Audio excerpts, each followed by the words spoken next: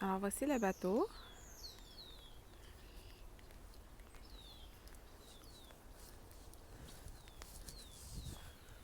Au complet.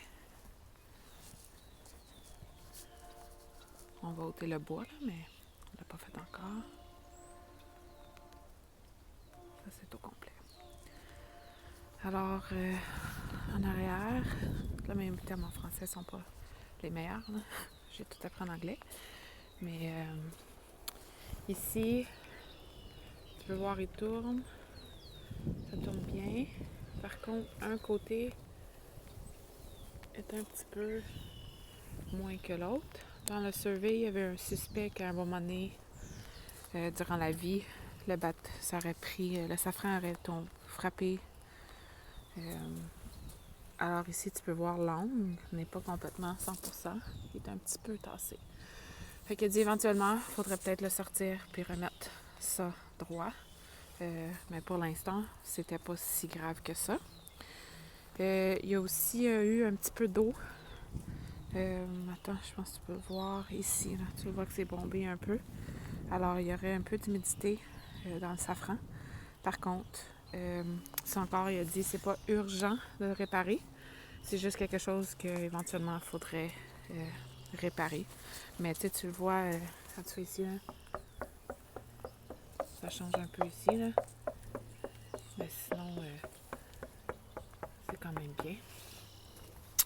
Ça, on a gardé ça. On n'a plus d'inboard. Par contre, quand on l'a acheté, il y avait... C'était un outboard. La personne l'avait laissé parce qu'elle n'était pas sûre si elle voulait en mettre un. Nous, quand on l'a acheté, on avait l'intention d'en mettre un éventuellement. Mais là, avec tout ce qui se passe, on l'a pas fait. Fait qu'on l'a tout laissé en place pour que quand on en met un, tout serait là. Mais si jamais tu décides que tu veux pas, tu peux juste l'ôter. Tout est là. Et là, ça saute très facilement. C'est ça, tout à ôter. Pareil ici, ça c'est l'ancien depth sounder là, pour mesurer l'eau. Puis on l'a juste laissé là à place de patcher. Il était correct, on l'a recellé pour s'assurer qu'il n'y avait pas d'eau qui rentre. Puis c'est ça. Ça c'est un des through hull, les passe-coques qu'on a recellés. La quai, elle a été refaite. Quand on l'a acheté, il y avait un gros trou en avant. Elle avait frappé quelque chose. Puis tout ici, c'était détruit. C'était un cancer en dessous. Il y avait de l'eau qui avait infiltré. Alors, on a tout refait ça à faire à CB Marine, à Valleyfille, des professionnels. Alors, tu peux le voir la différence, là, le anti-fouling ici comparé au reste du bateau. Je vais te montrer de l'autre côté aussi. On a fait faire une plug pour justement vider l'eau qui s'accumulait dans la cale. Alors, à chaque hiver, on fait juste ôter la plug, puis ça passe.